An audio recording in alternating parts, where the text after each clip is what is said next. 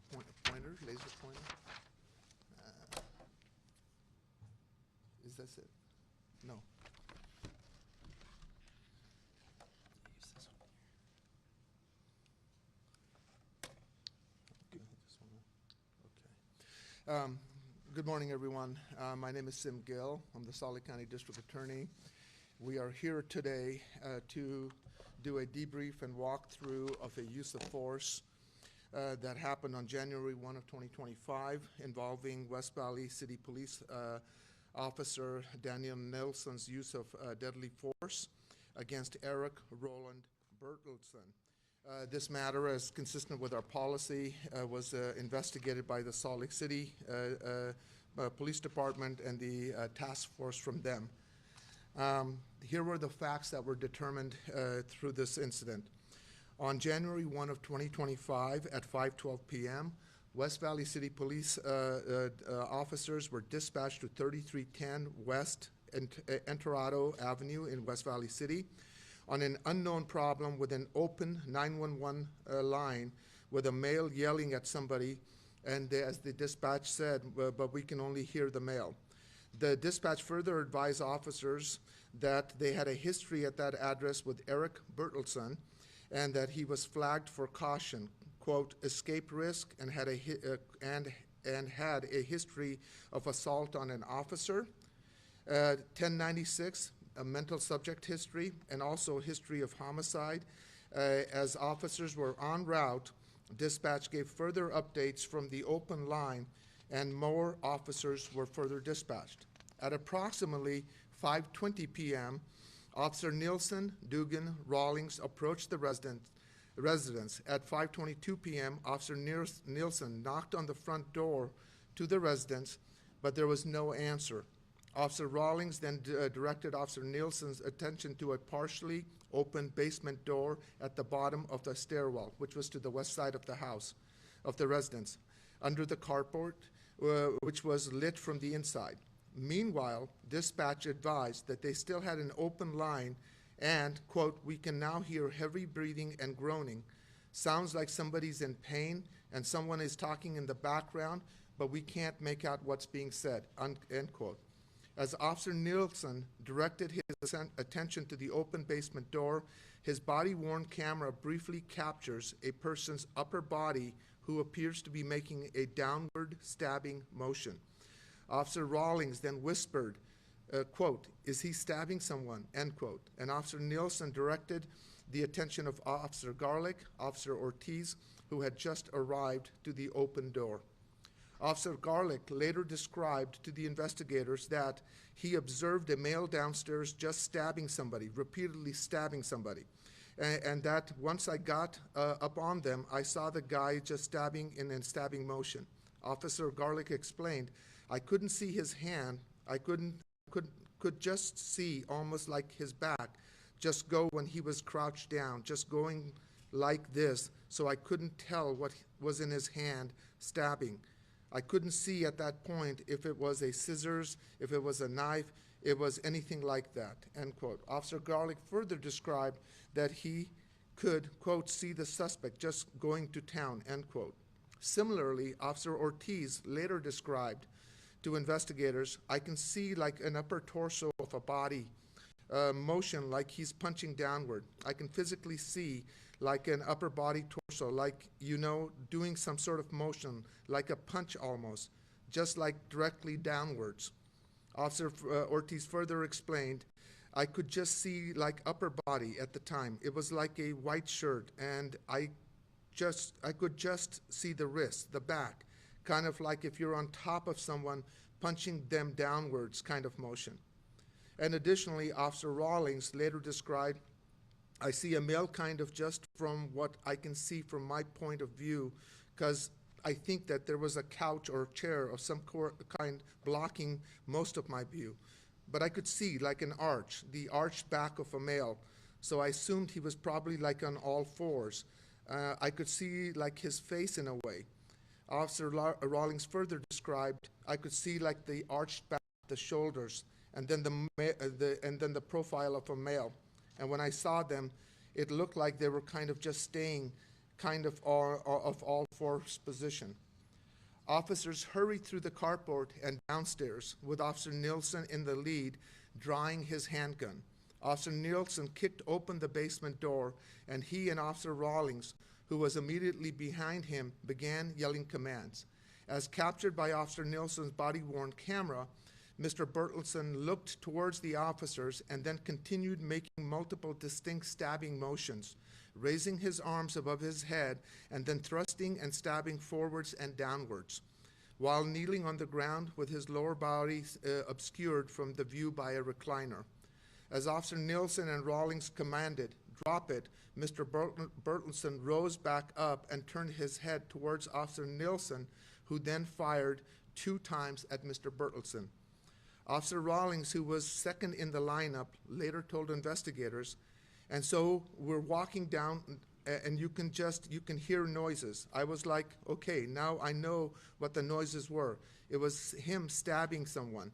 But as we're walking down, as we're going down the steps, you see some blood.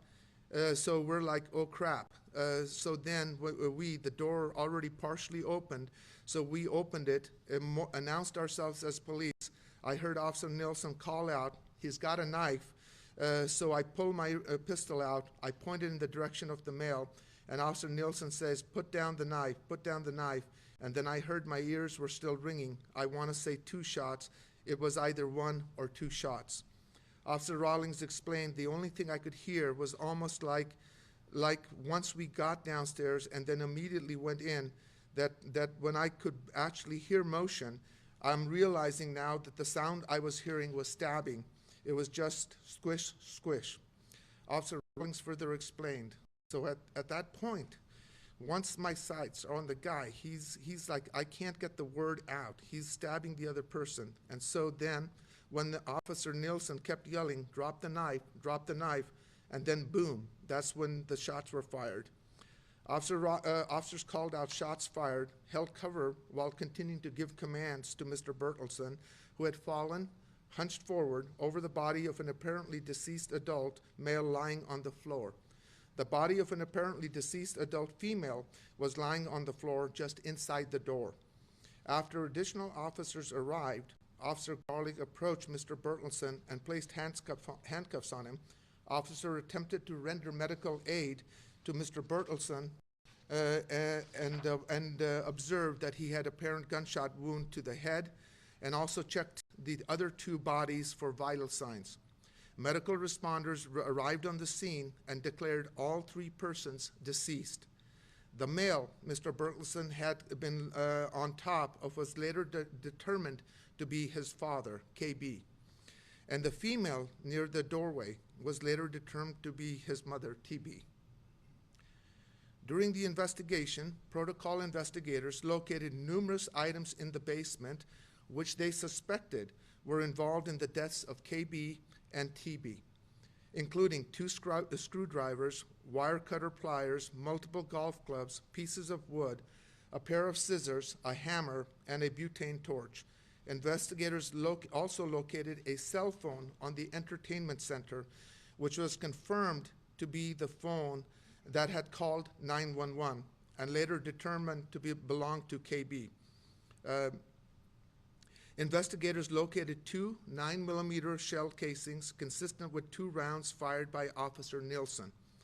Notably, when Officer Nielsen fired his weapon, he was positioned just inside of the doorway threshold, with Officer Rawlings behind him and to his left. As captured on Officer Nielsen's body camera recording, the time between Mr. Bertelsen's is first visible through the open door from the upstairs carport, making a downward stabbing motion, and when the first shot is fired is approximately 33 seconds. And the time between when Mr. Bertelsen is first visible through the doorway and when the first shot is fired is approximately 6 seconds. Officer Nielsen exercised his right to silence, and we were able to get this other, as is his constitutional right. The rest of the information was gathered from officers who were present there. What I'm going to share with you at this point are a series of things. Again, I'm going to caution you. We've tried to be very thoughtful about it, but there is some strong language there. The first thing, but before we go there, I want to put a little bit of context. So this issue starts with a 911 call. The call itself was almost 15 minutes long, and I am not going to play the full 15 minutes, except to descriptively tell you that it captures the moment of assault that is occurring in that at that time. What I am going to play for you is the first 30 seconds and the last 30 seconds.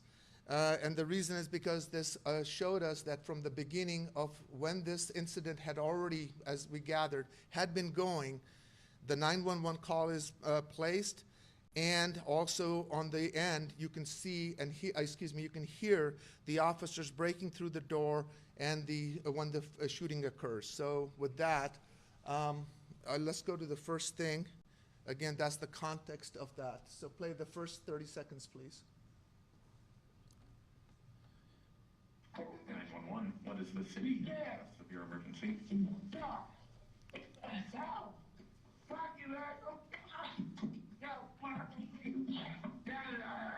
address severe emergency.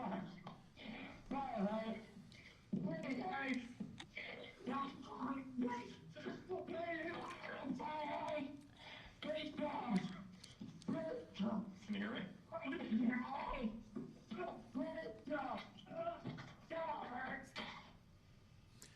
So that was gives you a context. Excuse me.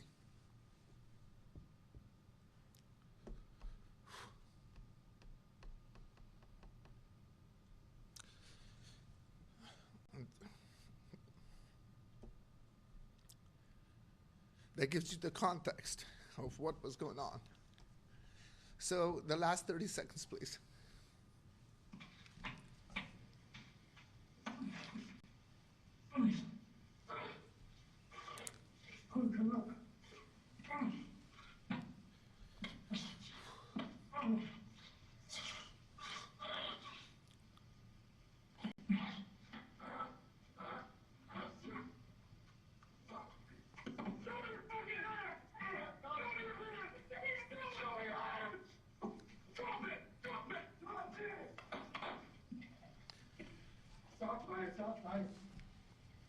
And that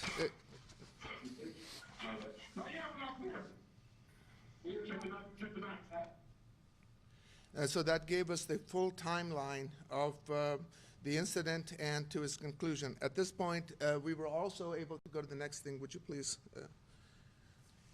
This is going to be a body cam from Officer Nielsen as he approaches the Bertelsen home. And there will be a section there when he goes to the west side, and you will see actually a picture-in-picture pop up because we were able to magnify that to capture the inside in terms of what was ostensibly viewed by some of the officers. And then, of course, as they make the enter. So this was Officer Nielsen, who was our shooting officer, his body-worn camera. Again, the context is the 911 call has gone out. Officers are responding. This is the home, and they're trying to make contact, and they could see the lights inside. Officer Bertelsen is a very large person. He actually could see in there. So go ahead and please play that.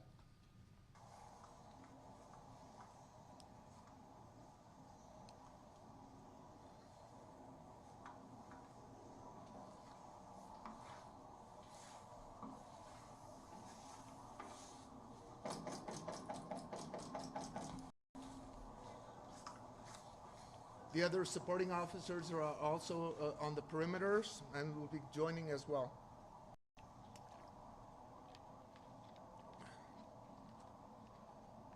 And keep in mind the 911 call is going, and they're also getting information of.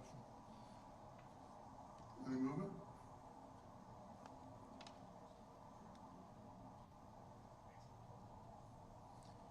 Huh?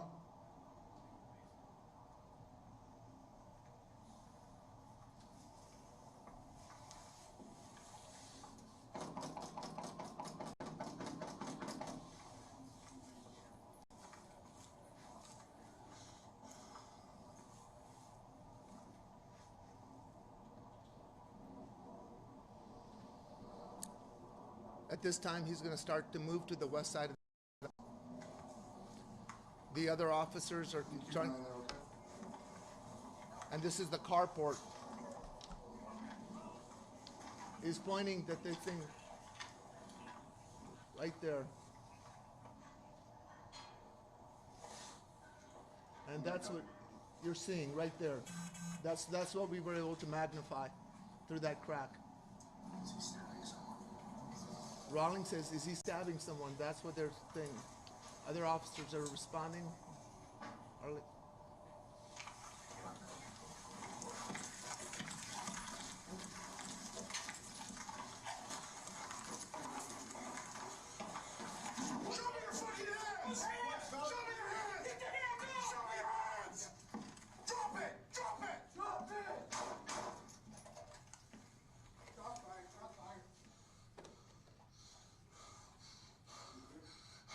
Not yet, we're not clear. Check the back, check the back.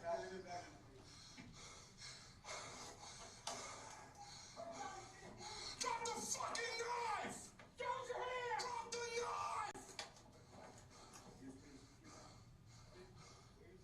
Drop the knife! Drop the knife! He still has the knife. He still got the knife. Okay. Easy. He's down right now, right? He's moving. He's moving. Drop the knife now! If you do not drop that knife, you will get shot again! That's Mr. Burleson body. Drop the knife now! 311, we got a suspect down right now. He does still have the knife. We got one. Looks like echo. Drop it now! I don't want to shoot you again, bud. Drop it! We need upstairs. Okay, you guys hold this. Check the upstairs. Drop that knife now!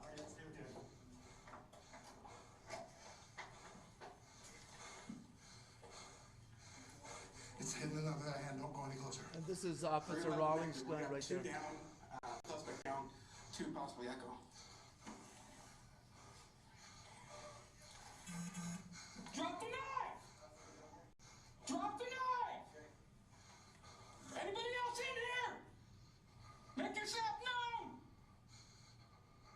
Take a deep breath, dude. Take a deep breath. Breathe. He's moved. Just let him. I know.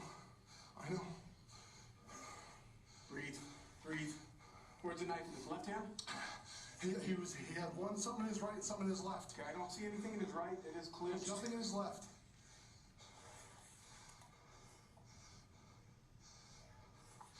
Drop the knife! Don't move! Okay, he's got it. Relax. Sounds good. Dan, holster. Holster. Dan, holster. Dan, holster. Walk back. Walk back. Walk back. Take a breather, brother. I got him. I'll stay with him. Get him. So that shows the exact moment, as also the intensity of that moment and the impact on the officer. And as they're trying to secure that place, they don't know exactly. So the next thing that we also had available to us for our review was the body-worn camera that was relevant to us was Officer Rawlings. As you saw, there are two individuals who are there. Officer Nielsen breaks through the door. He's the shooting officer, and the supporting officer with him at that moment was Officer Rawlings. So we'll also show a part of his video as well. And again, this is the crack in there. So they're trying to, and so this is.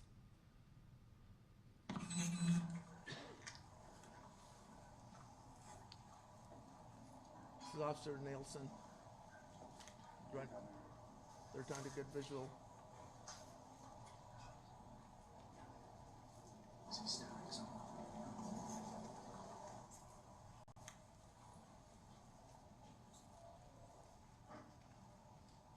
And Officer Nielsen wants to confirm.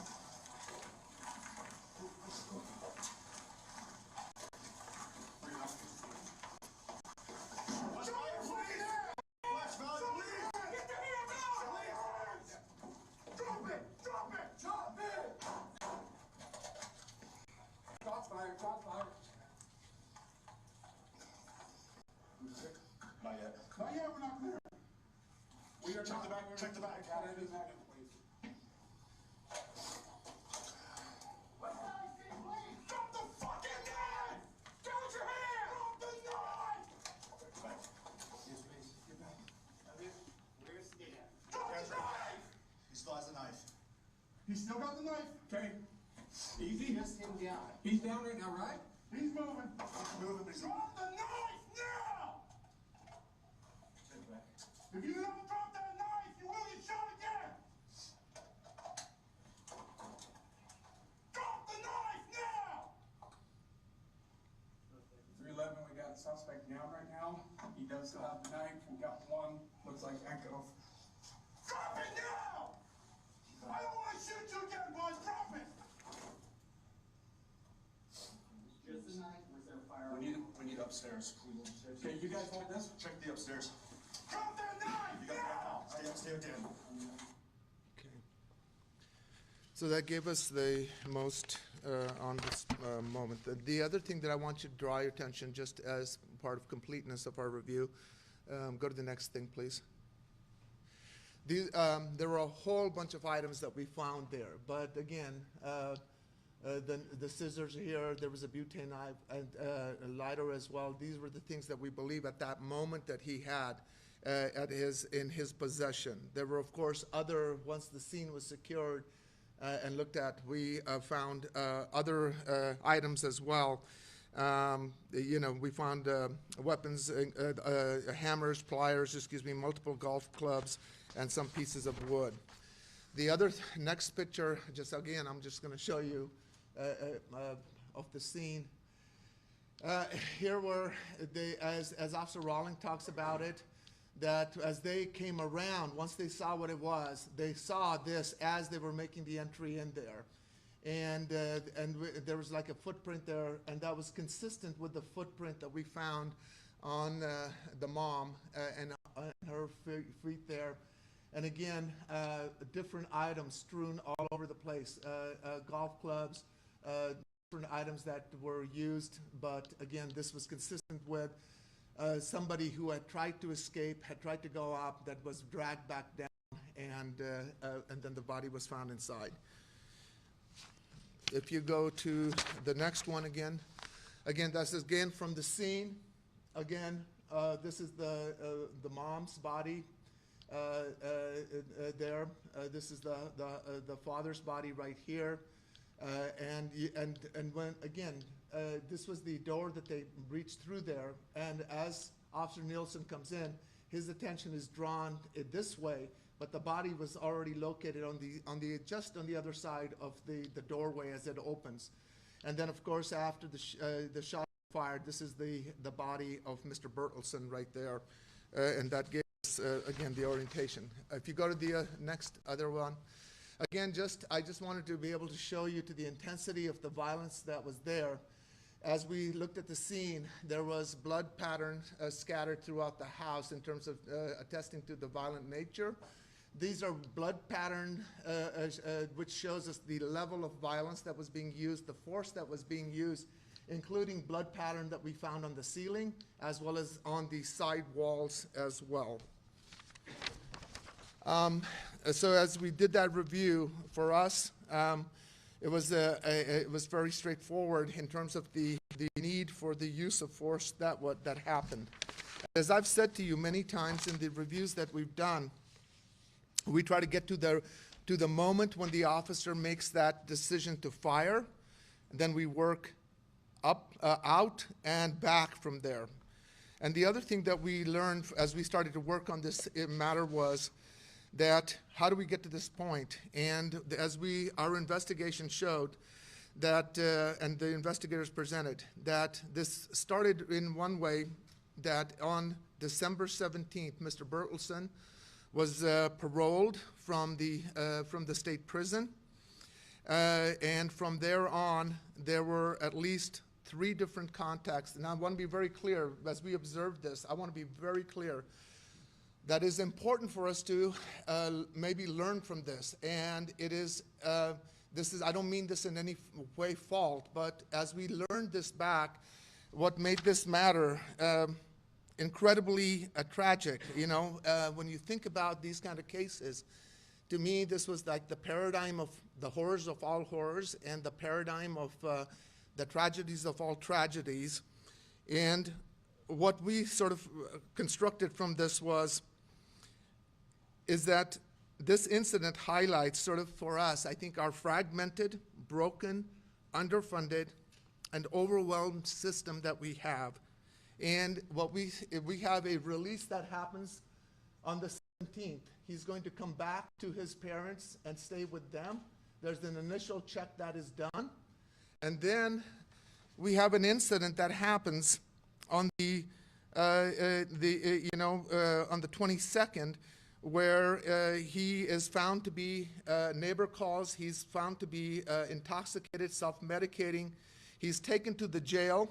He is booked at the jail, and then he is pink-sheeted from the jail for an evaluation. And subsequent to that pink sheet, he gets released. And then he is again, there's a contact that is made, and he is in a state of self-harm. He's out in the road. He is asking for help. He's trying to get himself run over. And through that conversation, he is then again voluntarily committed to for a pink sheet review. He's subsequently released again. And on the 29th, he is again, welfare check is made. He is out there. Citizens are calling because there's a person in a fetal position in the roadway. People are trying to avoid running over him. He is pink-sheeted. He is subsequently released. And we learned that he had also tried to reach out to his agent to try to turn himself in. And they tried to call him back on the 1st, on January 1st.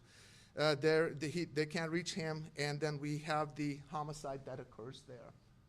And so this was what we discovered through our entire process. And this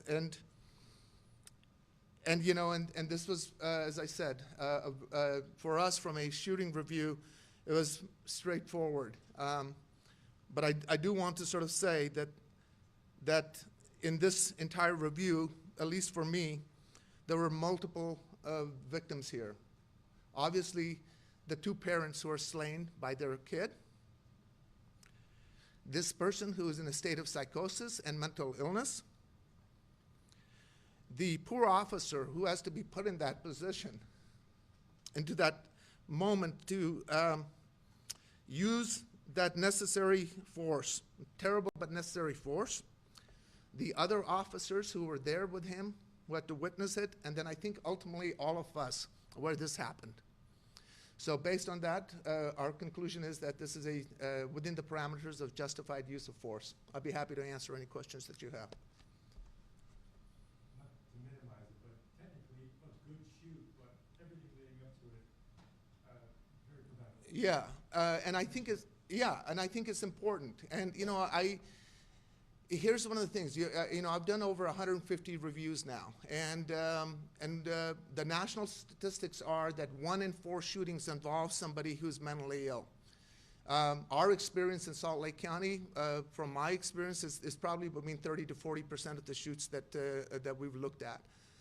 And I think we just want to draw attention that this is something that we need to be looking at. Now, having said that, there is, to me, something that is a spark of hope here, and one we need to learn from this. And I want to draw attention to the Huntsman Receiving Center. And what is unique about the Huntsman Receiving Center is that is 100% focused on, in an emergency situation, where you go there, they're focused on mental health needs of people. And that went online in April of this year. And rather than going to general emergency room and being pink-sheeted where you're competing with broken legs or a cardiac arrest or whatever, this institute has been remarkable. And that gives me hope in terms of what we need to be doing and focusing on as we try to learn from this incident. Just in the last 6 months of the institute being open, they have had over 5,000 individuals who come down there. It's a unique institute of its kind. There are people from all over the state who are coming down and making available of them some services. And as we're trying to get the word out to more law enforcement, that is the first place where you should be taking people when you find them in that scenario. It's a very comprehensive unit, so. Do we know at all in the final moments what prompted him to stab his parents? I think, again, this is my take on this. This is a person who is clearly suffering from mental health issues. This is a person, as when we went back, and again, I think the entire system here is overwhelmed. When we went back and researched this, he had been at the prison. He had been paroled and violated several times. We found a conversation that occurred that talked about the concern from APNP that he should get a mental health evaluation before he's released. We know that he has a medical, some pills that are given to him upon his release, so there is certainly awareness of his mental health issues. He comes out, he's self-medicating. His first contact with law enforcement occurs where he has ingested methamphetamines, he's paranoid, he is sort of a danger to himself. He is booked while he's while he's booked, and he is down at the booking at the Salt Lake County Sheriff's Office. There is enough concern while he's been booked that he is pink sheeted from there to the hospital. His pink sheet, whatever happens there, he is eventually released. And then he is back out, and there is a period, a very short period, and then there's a contact with law enforcement again. And at that time, he's out in the roadway. Other cars are trying to avoid him getting hit. He knows that he needs that, and he's expresses suicidal ideation. He is pink-sheeted again, and then he's released again. And then he is, some time passes, then, and this is again, when I say some time, within a 7-day to 8-day period, there were 3 hospitalizations to ER for this person. And the last one, again, where he's out there and the citizens are saying he is in a fetal position in the roadway. He looks like he's trying to get himself hit so other people can run over him. So he is in this state of, I think, crisis. And now, there's no justification to what he did, and the officers did exactly what they were supposed to do in this situation, but this is really what we learned from this entire process, was this timeline that led all the way from the 17th of December to the 1st of January, when the double homicide occurs. And again, is the system just overwhelmed with people, not enough funding, all the above? Where can you point a finger? No, it's not, and I want to be very clear, and I absolutely want to say this. I am not pointing a finger at anyone. I am a part of this system. All of us are. So, yeah, I think the prisons are overwhelmed. They're understaffed. The APNP agents are overwhelmed. They're underfunded and understaffed. We have law enforcement officers who are making what are health calls and welfare checks when we should have a system in place that is addressing that need. So everyone, the courts are overwhelmed, prosecutors are overwhelmed when there's an intersection of this kind of acute nature of mental illness within the criminal justice system. And again, as we are overwhelmed, right, underfunded, and I think we as a society, from this absolute tragedy, there's an opportunity for us to observe and learn something from this. It would behoove us not to look at this and say, what is it that we can do? And as I mentioned, one thing that is positive that we are doing is the Huntsman Receiving Center. And it's making an incredible impact out there. There should be a center of that probably in every county in the state of Utah. So that's where we are. That's again, this is just an observation. It's not meant as criticism, but an observation of where we are and what our system is doing and failing to do. I wish I could say to you that we have the inside and this model so well prepared that I am not going to be standing in front of you and having another briefing about this, but I suspect I am.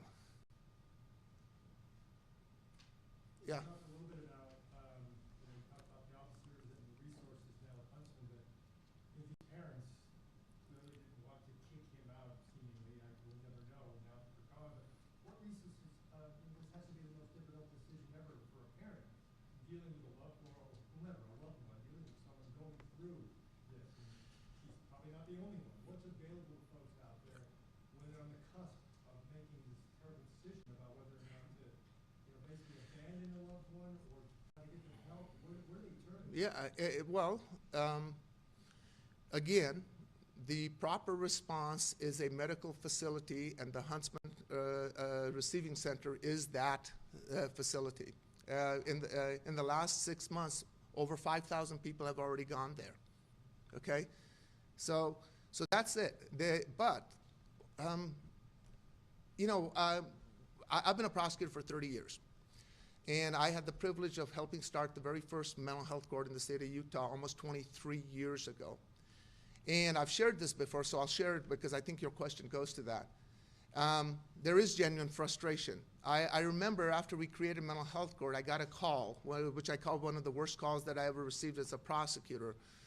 I had a woman on the other side who was an elderly woman, and she got a hold of me, and she shared with me that she and her husband, who were elderly, have an adult son who's mentally ill. And they tried to do the best they can to get him services, but they're getting older, they can't get access to services. And then she proceeded to ask me what felonies could she have her son commit so she can get her son into mental health court, because that was the only source of resources that that family could have.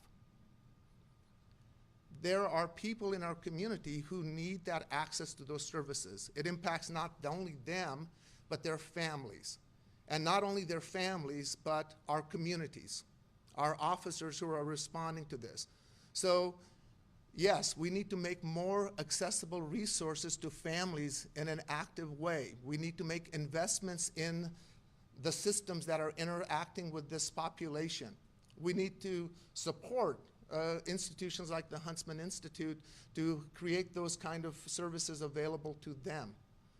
And when you are in a state of emergency, because unfortunately in this country we always get access to public health through ER doors, that you're not competing with a cardiac arrest or broken leg, and often with people who are not, they're focused something else, and that's what the Huntsman Institute allows us to do. So there are too many things to name that we need to do, but I think what we can at least learn from this incident, this is like the paradigm of the worst of those incidents that you would think about. And here is this thing that is happening that is impacting our community. So what is our collective responsibility as policymakers and as citizens to say, what is it that we demand and what is it that we should have so we can meet this need? Because the criminal justice system will respond to a crisis, but it cannot be the manager of these kind of realities. So do I think that we'll eliminate all future shootings? No. Or we will eliminate all people from entering the criminal justice system? But I think we can significantly slow it down by making the kind of investments so we don't have this kind of tragedies that we are witnessing in our community. Yes? As far as Officer Nielsen goes, when is he allowed to return? You know, that's a great question. That is often that is the decision of each agency. And again, I just want, and thank you again for asking, and I just want to emphasize, my heart goes out to Officer Nielsen to be put in that position, which sometimes many officers are put in that position. You know, we try to reach out to the families, and we had a contact, we couldn't get together, but the one surviving sister, her concern was, I hope the officer's okay. You know, I think everybody who got touched by this was impacted by this.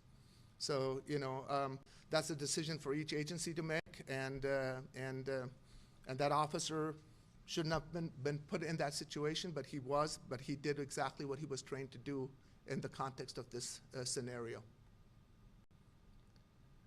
Any other questions?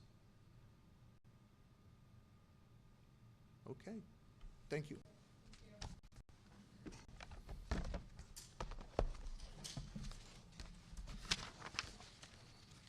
And I'm sorry, on also,